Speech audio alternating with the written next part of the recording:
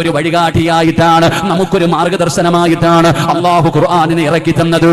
ഈ ഖുർആനിനൊരു പവറുണ്ട്, ഈ ഖുർആനിനൊരു മഹത്വമുണ്ട്.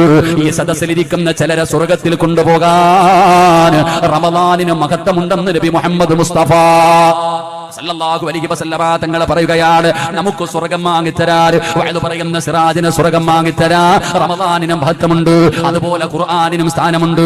ഖുർആൻ വിചാരിച്ചാ എനിക്ക് നരകം വാങ്ങിത്തരാം, എനിക്ക് സ്വർഗം വാങ്ങിത്തരാം. ഇതുപോലെ ഓരോരുത്തർക്കും പറ്റും സഹോദരാ.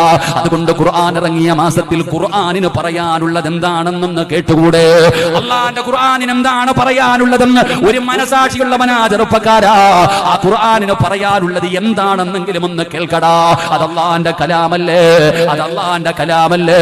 ആ ഖുർആനിന് പറയാനുള്ളത് എന്താണെന്നെങ്കിലും ഒന്ന് കേൾക്കാൻ ഒരൽപസമയം നീ മാറ്റിവെച്ചാൽ നിന്റെ ജീവിതത്തിൽ മാറ്റം വരികയാണ്, നിന്റെ ജീവിതത്തിൽ മാറ്റം വരികയാണ്. ആ ഖുർആൻ പറയുന്നതൊന്ന് കേൾക്കാൻ നീ തയ്യാറായാൽ പിന്നെ വഅദിന്റെ ആവശ്യമില്ല, പിന്നെ പ്രഭാഷണങ്ങളുടെ ആവശ്യമില്ല, പിന്നെ ഉപദേശങ്ങളുടെ ആവശ്യമില്ല.